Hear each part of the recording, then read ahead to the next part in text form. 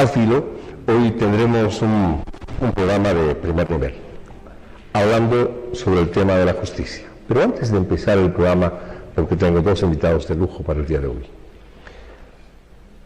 La verdad que como padre de familia me preocupa.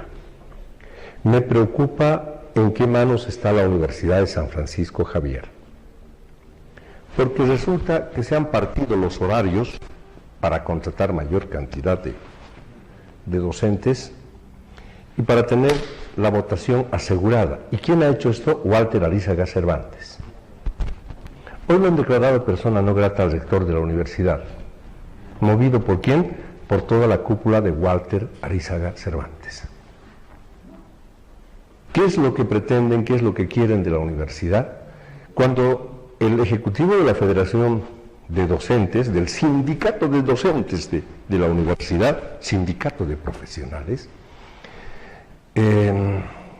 señala que van a aceptar cualquier tipo de control, sea este biométrico, firmado, sellado, lo que sea, van a aceptar cualquier tipo de control, siempre y cuando estén el rector, vicerrector, decanos, directores de carrera y universitarios. A los universitarios no se les paga para estudiar, excepto si reciben alguna beca. Pero a los docentes sí se les paga para que vayan a cumplir sus funciones. Y hay catedráticos chachones, faltones, mediocres, de lo peorcito que tenemos. Y también hay de lo mejorcito. Con seguridad que en todas partes se cuecen habas. Pero hoy nos damos cuenta porque sale a la luz pública la declaratoria de persona no grata. ¿Y eso qué quiere decir en términos generales? Que el vicerrector está urdiendo a todas sus masas, a toda su cúpula, a toda su juntucha, disculpen la expresión, pero es esta forma como siempre ha manejado Walter Arízaga. Está a un paso de ser juzgado con medidas sustitutivas en su casa, etcétera, y sigue molestando. Y de verdad que a mí me preocupa cómo está y en qué manos está la Universidad de San Francisco Javier. Así no vamos a llegar a ninguna parte. Si nos van a controlar a nosotros, a ellos también. No es así. No es así. No es así. Hay que tener decencia. Por eso son docentes. Y es lo primero que deberían aprender. Y lo de Tejerina, ya hasta en la imbecilidad que nos miran a nosotros como si fuéramos cualquiera cosita. Y no lo somos. Bueno, tenía que tragarme estos. Tengo los detalles. En el final del programa se los vamos a dar la lectura y se los vamos a proporcionar porque nuestro centro de inteligencia ha estado en esa asamblea. Así que enseguida les vamos a tener aquella nota. Pero vamos a esto que es realmente importante, la justicia en Bolivia. ¿Cómo ha quedado la justicia en Bolivia? ¿Con qué imagen? Terrible. Le doy la cordial buenas noches, primero, por nuestro invitado, que es el doctor Eddie Cóndor Chuquirruna, a quien le doy la buenas noches. Querido Eddie, bienvenido como siempre al programa. Buenas noches. Un gusto, Willy, compartir una vez más con usted y bueno, con mi amigo querido Jaime, con el que ya tenemos varios pasos en los que coincidimos y visiones también, porque como bien sabe Willy, la apuesta nuestra es contribuir al fortalecimiento de la institución judicial desde una perspectiva democrática y eso me tiene aquí. Buenas noches, querido Jaime. Buenas noches. Buenas noches, Willy. Un saludo para ti y obviamente cuando no compartir el set con Eddie para mí es totalmente un doble gusto. Uno por ser amigo y obviamente una persona que también comulga el derecho, esa ciencia tan hermosa que permite que la gente vive en sociedad. Tú sabes que el hombre vive solo, si es un dios o es un bestia. Como uno no es ni dios ni es bestia, tiene que vivir forzosamente en sociedad. Y el único que armoniza la sociedad es el derecho. Por eso es un tema de todos. Para que vivamos en derecho. Yo quiero agradecerles a los dos por esta visita, por haber aceptado esta invitación. La imagen de Bolivia ha quedado por el piso y y lamentablemente por hechos internacionales, que nos ponen pues en la punta de la picota los bolivianos, y por el tema de la justicia.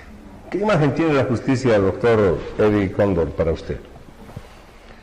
Yo creo que Bolivia, al igual que el resto de países de nuestra Latinoamérica, ha pasado por un proceso interesante de consenso respecto a la necesidad de su reforma, y en ese cometido se han hecho esfuerzos interesantes en la década del 90 y se ha sostenido en el tiempo. No obstante aquellos esfuerzos de los diversos gobiernos, no se ha materializado en mayor acceso a la justicia y sobre todo la vigencia de los derechos fundamentales que las mismas cartas políticas le han reconocido a los bolivianos en el tiempo. Hay problemas que son comunes para los sistemas judiciales en nuestra Latinoamérica, no obstante en el caso boliviano, sobre todo en el último quinquenio, exhibe algunos de sus peores expresiones, y creo que ello demuestra que, si bien es cierto, se puede haber avanzado en algunos aspectos en materia de justicia, la agenda es una pendiente y casi en su integralidad, si miramos el marco constitucional que establece algunos tópicos con bastante claridad, una agenda pendiente que penosamente todavía no termina de entenderse, que es un elemento central para el desarrollo del país, sobre todo si es que la perspectiva es consolidar la democracia en nuestra querida Bolivia. Esa imagen debería mejorarse ¿desde qué ángulo, querido Jaime?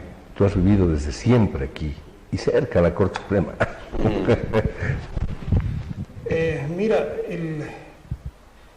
antes de que te responda directamente, yo quisiera un poquito situar qué ha pasado con la justicia en toda esta etapa republicana, ¿no? La verdad que nosotros teníamos una justicia colonial inicialmente, desde luego, ¿no? La audiencia de Charcas te permitía tener incluso una extensión territorial importante.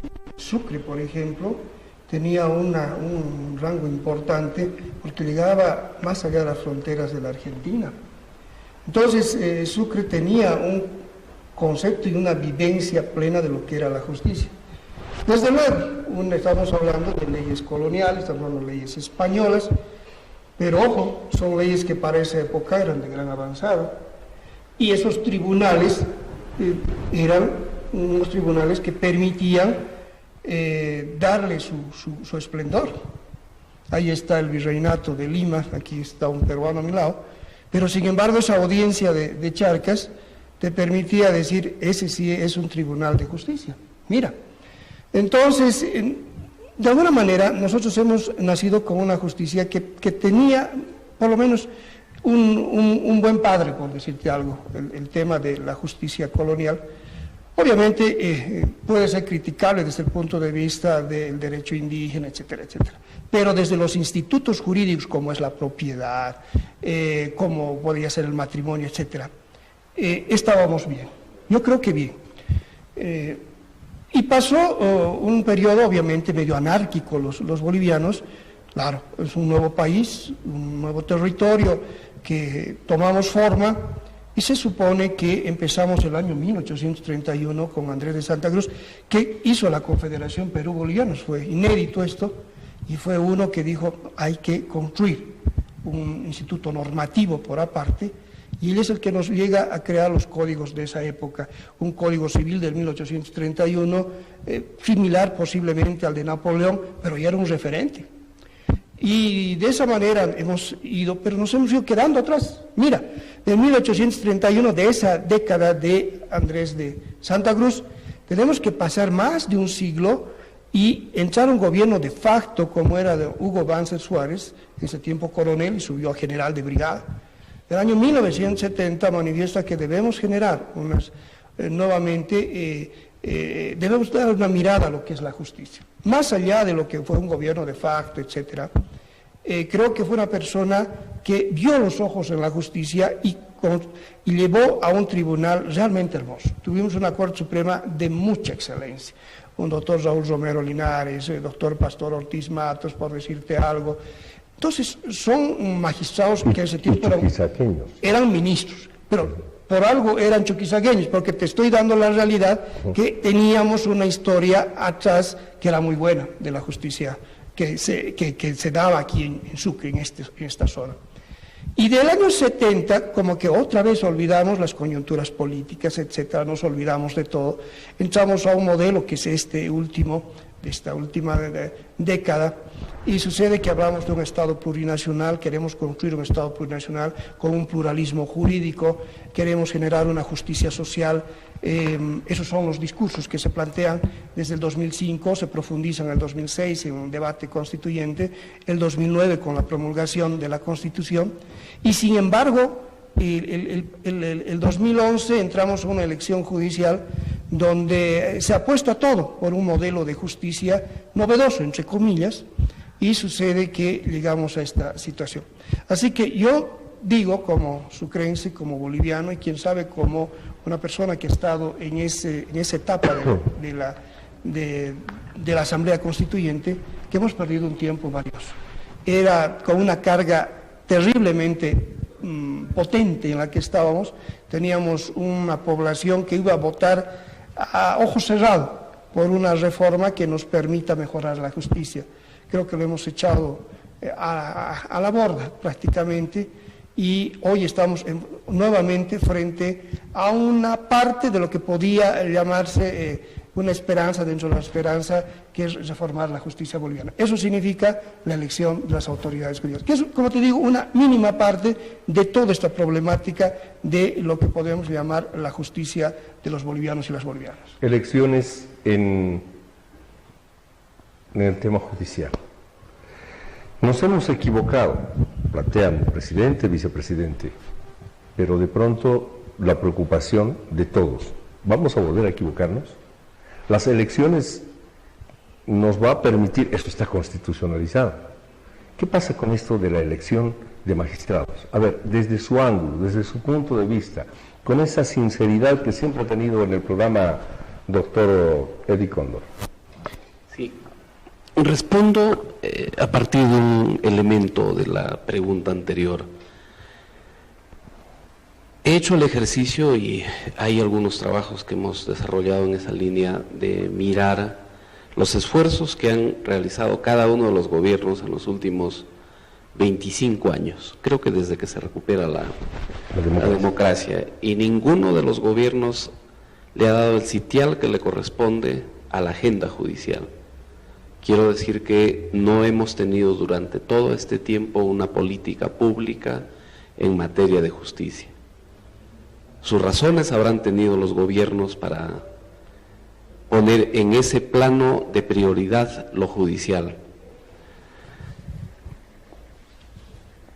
Y como se refería, la elección de nuevas autoridades, tras este periodo fallido, porque es evidente que no se ha avanzado en colocar siquiera los elementos de la etapa de agendación de una política pública, que es la determinación de cuáles son los pilares sobre los que se va a construir, y tomando los elementos del contexto, la tan reiterada llamada revolución judicial o reforma judicial desde una perspectiva descolonizadora. Eso no está claro. Entonces, la nueva elección o el periodo de elección, este segundo periodo de elección de las nuevas autoridades, más ofrece sombras que luces, porque lamentablemente, y eso lo hemos señalado en reiteradas ocasiones, el gobierno nacional tiene una hegemonía muy presente, es preponderante la presencia, y eso está con facilidad para identificarlo en la composición de la comisión y subcomisiones que han venido trabajando en los últimos meses las reformas a las leyes que le dan cuerpo al sistema de justicia. Entonces, en lo personal no veo que haya un cambio sustantivo, más bien se estaría incurriendo en el mismo exceso, se estaría incumpliendo el marco constitucional que establece reglas claras para que el proceso de elección de altas autoridades tenga un plano de participación plural, sea lo suficientemente inclusivo, pero eso no está plasmado en la práctica y creo que quienes seguimos de cerca el desarrollo de la agenda judicial tenemos identificado. Entonces, no sé si estamos a tiempo, pero que valga la ocasión para hacer la invocación a quienes tienen en este momento la sartén por el mango, para decirlo de algún modo, desde la Asamblea Legislativa Plurinacional, para que se enmiende la forma como se está trabajando este nuevo proceso, porque es sintomático.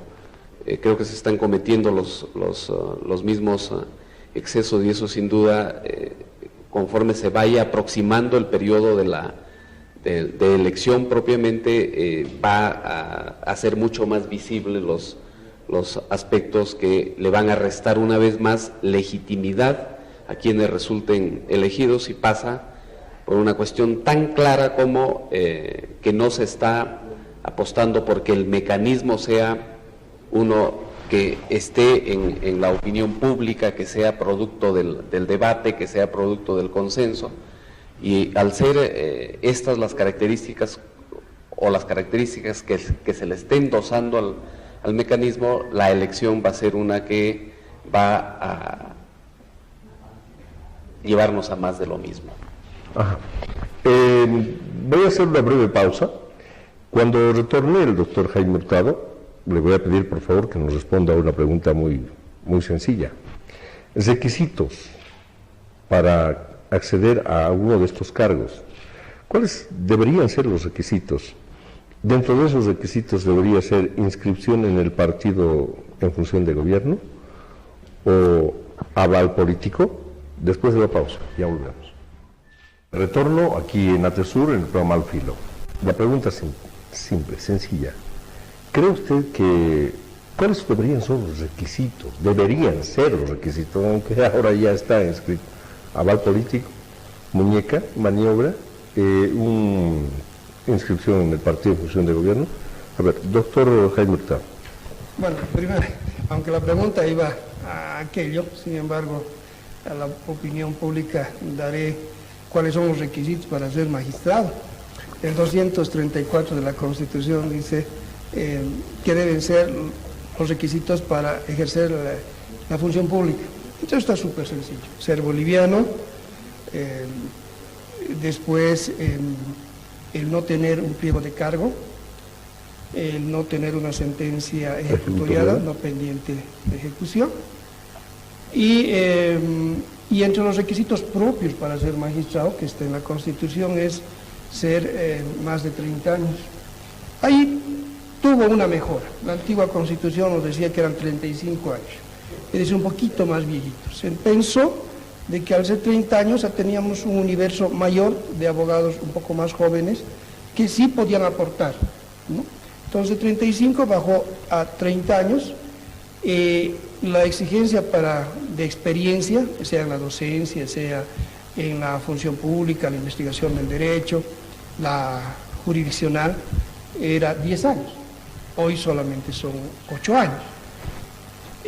Lo mismo en su periodo se ha reducido evidentemente a 6 años y antes eran 10 años. Entonces, ¿ha habido ciertas reformas constitucionales? Sí, las ha habido, y esos son los requisitos. Para cumplir yo creo que no son grandes cosas. Esos son los requisitos formales, ¿no? Pero ahora la pregunta es, ¿qué requisitos más de aquellos que está en el marco constitucional como formales?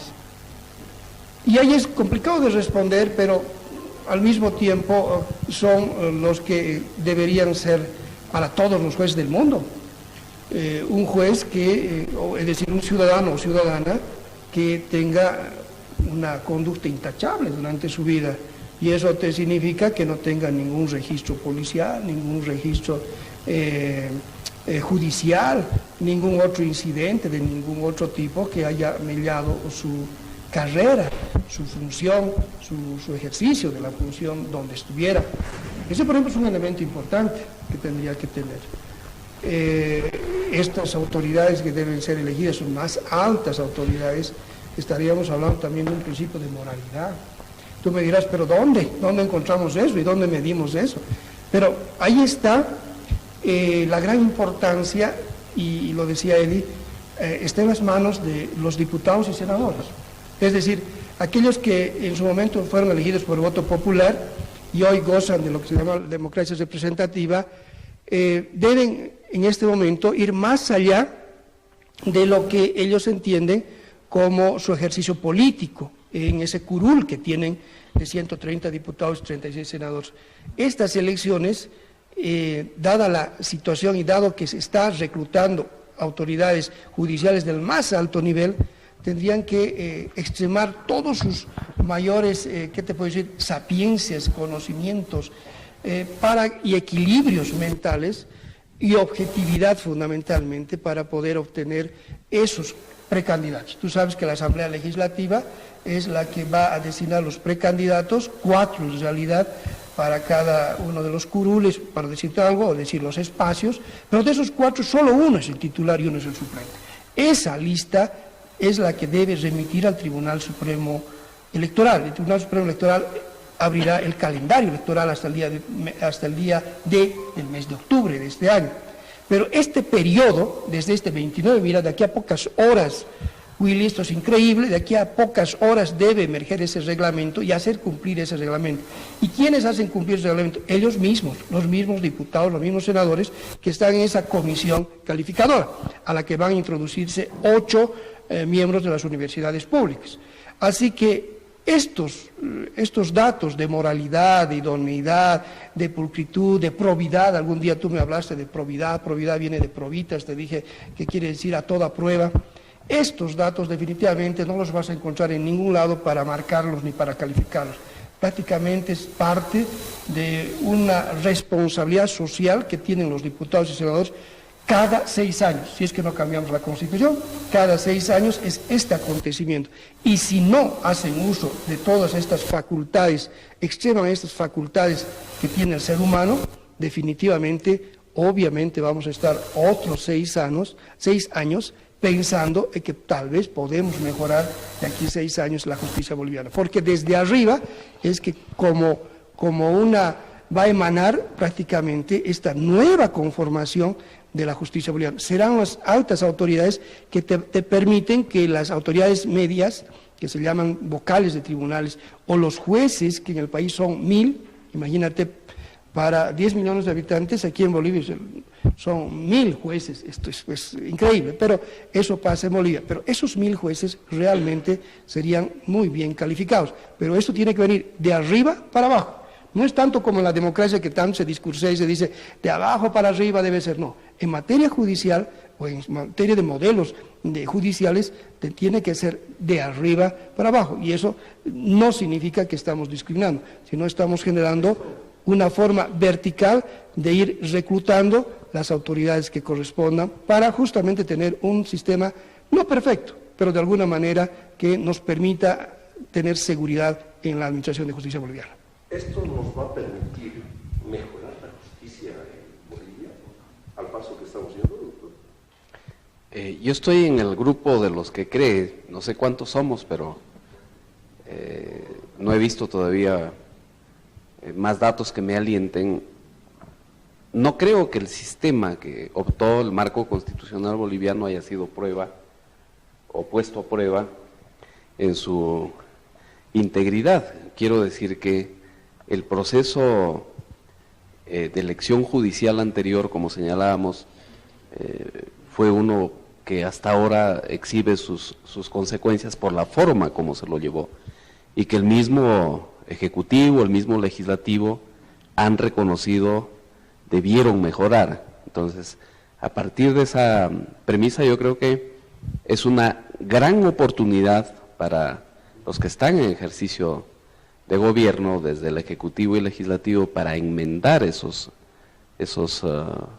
pasos perdidos, porque solo de ese modo se podrá creer verdaderamente que la apuesta es por fortalecer el proceso y en sí la institución judicial, porque de cometer los mismos excesos como señalaba, no vamos a tener como máximas autoridades o altas autoridades en las instituciones judiciales que comprendan que, entre otros aspectos, la reforma judicial y los beneficios que ésta genera alcanzan a todos los bolivianos, y que además, por ser un derecho constitucional de tener un sistema de justicia democrático, accesible, transparente y todas esas características que le otorga la Constitución del 2009, posibiliten que por fin este proceso que vive Bolivia en estos últimos 10, 11 años tome y considere realmente, en la dimensión que la misma Constitución establece, este compromiso, que no solo me parece es de orden social, es uno que tiene responsabilidades políticas y que seguramente en el tiempo tendrá sus consecuencias, ¿no? Porque, y esto es para debatirlo, aquellos errores, para decirlo de algún modo, que se cometen en estrados judiciales, a futuro pueden ser objeto de tratamiento en las esferas, por ejemplo, del Sistema Interamericano de Protección de Derechos Humanos, y ahí va a haber una suerte de repetición respecto a los que incurrieron en esos excesos. Entonces, he ahí la importancia de que se reconsidere la conducta gubernamental respecto a la agenda judicial, porque a mí me queda absolutamente claro que no está como prioridad la reforma judicial, porque de lo contrario habría mucha más claridad, habría mucha más luz respecto a las decisiones que se vienen adoptando, que se han estado dando en este tiempo y que todavía no terminan de calar, de tener forma, porque una reforma en los países donde se ha avanzado en una lógica o desde un enfoque de política pública, las medidas han sido de otro orden, han sido coherentes con el marco constitucional, coherentes con la demanda ciudadana, y algo muy importante que creo que estamos dejando de mencionar, querido Jaime, es tiene que haber un plano de mayor participación social. Es importante, pero es insuficiente que solo las universidades de pronto estén conformando estos espacios de selección. ¿Dónde están los colegios de abogados? Porque se puede tener diferencias, y eso es parte de la dialéctica, del debate, de lo que se vive en el quehacer político. ¿Dónde está la sociedad civil? Las organizaciones no gubernamentales especializadas en la materia, que tienen mucho por decir. ¿Qué le van a contestar a la sociedad civil? Está representada por diputados y senadores.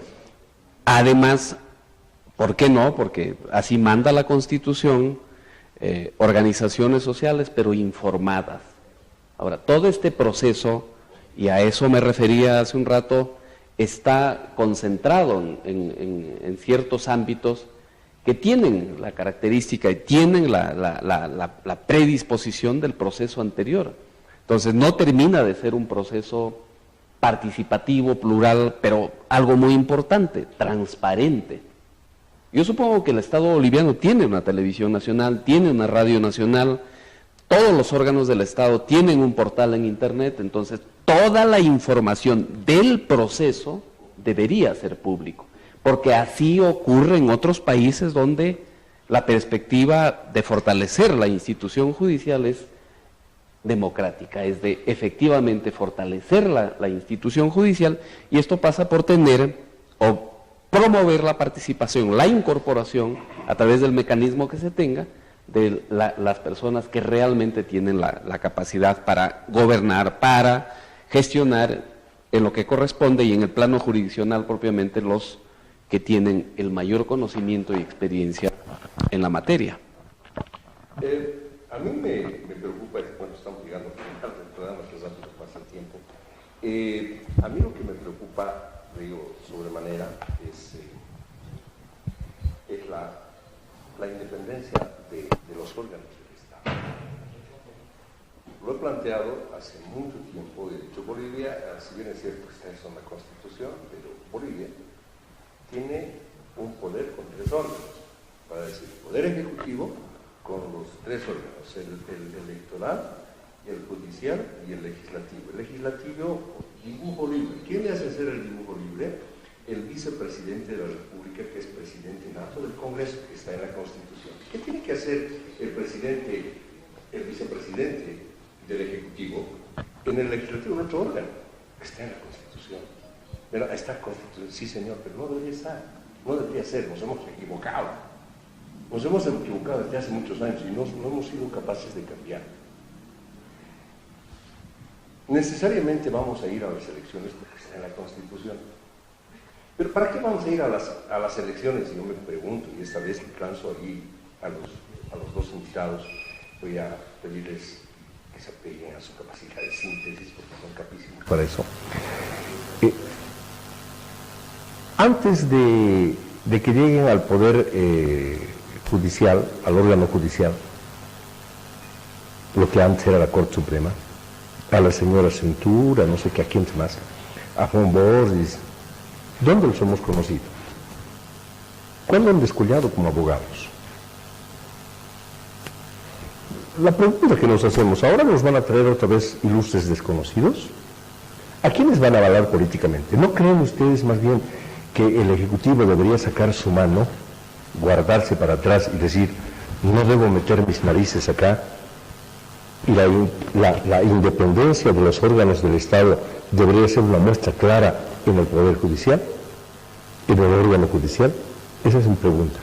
Independencia de poderes. Doctor Hurtado. Obviamente que sí, por eso yo hablaba de ese tema anteriormente, pero aquí deben actuar en la forma más pulcra posible. Si bien el órgano ejecutivo es un órgano que siempre es el más fuerte de los otros órganos, esta es una realidad que se da necesariamente, pero esa fortaleza debe permitir más bien, para dar mayor grandeza, que por lo menos la judicial sea una instancia totalmente independiente. Eso le proyectaría, te digo, a mucho más allá, aún todavía, al mismo partido del que llevaría esa bandera. De no comprenderse así, ya se genera una especie de nuevo copamiento en el órgano judicial. En realidad, de aquí a un tiempo, uno se va a olvidar de que ese partido tenía posibilidades de hacer ese cambio y no lo hizo, lamentablemente.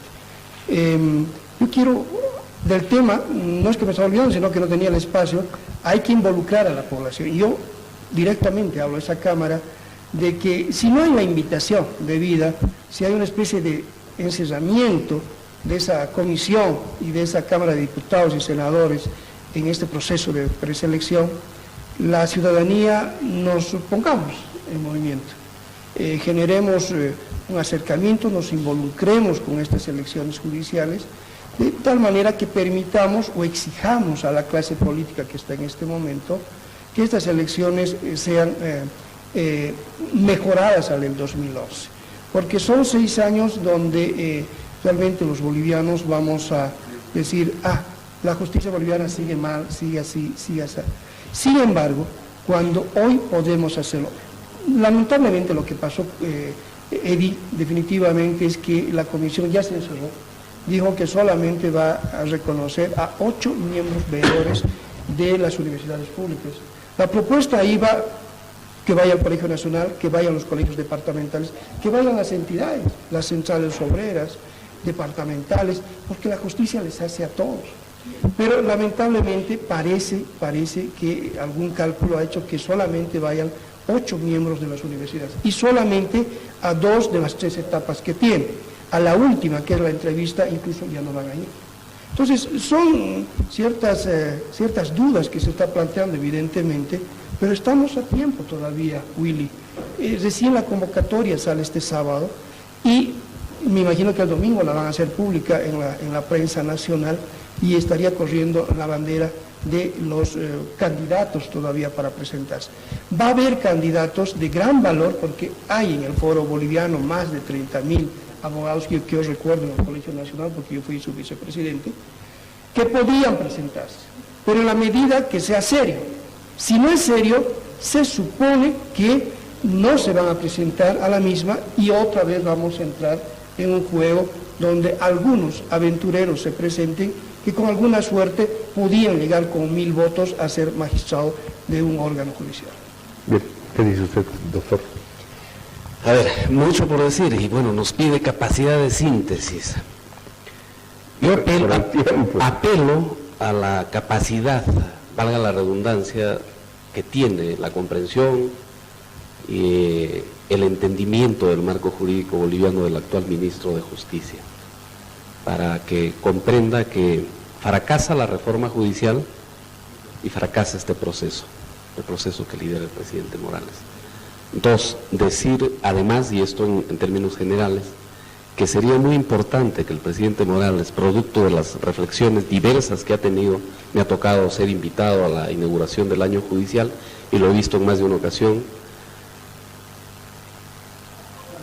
que su plano de reflexión va en la necesidad de que haya cambios en la justicia. En esa medida, promover que se involucre más en el proceso, como lo ha hecho Rafael Correa, presidente ecuatoriano. En tercer lugar, decir que la reforma judicial no es patrimonio de ningún gobierno. La situación de la justicia trasciende gobiernos, por eso la importancia de trabajar una reforma judicial con enfoque de política pública, porque va más allá de la perspectiva de cualquier gobierno que, por su naturaleza política, lógicamente tiene sus propios intereses. En cuarto lugar, decir además que la crisis de la justicia, que es una crisis estructural, es tan delicada como la que exhibe la universidad. Esto lo mencionaba justamente por la composición de esta comisión evaluadora, que va a recoger justamente o va a incorporar la participación de las universidades públicas. O sea, no entiendo, porque en realidad debería irse a un escenario mayor y en esa perspectiva democratizar el proceso. Y finalmente, como lo refería Jaime, invocar a que la población participe, pero de una manera mucho más activa, una ciudadanía activa, porque lo que está en juego es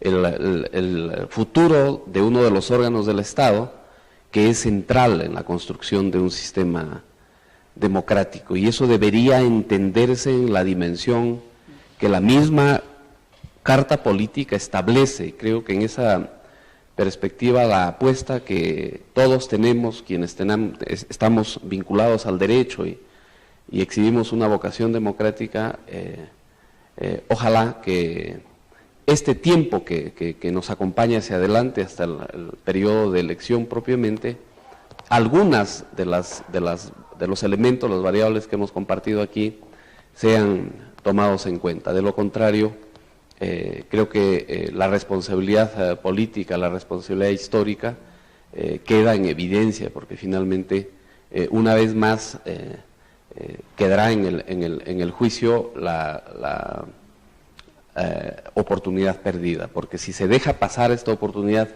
yo creo que sinceramente ya no estaría en esa postura de decir que el mecanismo nunca fue puesto a prueba. Más bien creo que los llamados de atención están en esa orientación, y en la medida que quienes tienen el control de la situación, por su prevalencia, el Ejecutivo y el Legislativo, creo que son los llamados a tener un plano mayor de participación democrática en este proceso. Querido Jaime, doctor, muchas gracias. De verdad les agradezco en el alma por la invitación. Creo que nos hemos quedado todavía, nos falta mucho, falta tiempo, pero ojalá exista otra próxima vez para que podamos estar otra vez juntos. ¿Cómo no? Muchas gracias. Un gusto estar contigo, Willy, cuando no con Eddie. Gracias. Con los televidentes. Gracias. Bien, señoras y señores, nosotros aquí cerramos el programa. Quiero agradecerles profundamente a mis invitados, son las 23:23. Les he reservado 2 minutitos para que pudiéramos hablar de este tema. Nosotros les vamos a pasar la grabación, esto es lo nuevo, lo último, lo más reciente. No se va a hablar en televisión universitaria, ya saben que se fondea, se pone bajo la alfombra, porque de estas cosas no se dicen allí. Como en televisión boliviana no se dicen de muchas cosas, el tema de la justicia, por ejemplo. La Asamblea de Docentes declara persona no grata al rector de la universidad, además de aprobar cualquier tipo de control de asistencia, siempre y cuando se aplique a las autoridades y estudiantes. 1. Declarar persona no grata al rector de la Universidad Eduardo Rivero Zurita por las burlas constantes al sector de docentes y al incumplimiento de los acuerdos firmados con este estamento. Aceptar cualquier tipo de control de asistencia, sea biométrico u otro sistema, siempre y cuando se aplique al rector, vicerrector, decanos, directores de carrera, jefes de dirección, docentes y estudiantes de la universidad como forma de mejorar el nivel académico. 3. Permitir a los docentes extraordinarios dentro de la estructura de la Federación de Docentes se puedan organizar para la lucha de la nivelación salarial de docentes ordinarios y extraordinarios. Exigir la inmediata realización del Congreso Interno de la Universidad para el análisis y solución de los principales problemas de la institución en todos los niveles académicos y financieros, manejo de recursos humanos y otros. 5. Luchar por la dignidad de los docentes. Pero les vamos a pasar lo que dice el señor César Suárez, que es el ejecutivo de la Federación de Docentes y abogado defensor de Walter Eizaga. ¿Ustedes creen que su abogado no le va a dar una manito echándole lodo, si es lodo, al rector de la universidad? Yo les pregunto. ¿Ustedes creen? Yo no confío. Y es más, acuérdense que es posible que don César Suárez sea candidato para la elección de magistrados. ¿En serio? ¿En serio? Es posible que lo sea. ¿Y con qué muñeca? ¿Con la de Eizaga o con la de Héctor Arce? Bueno, señoras y señores, gracias, buenas noches y hasta mañana.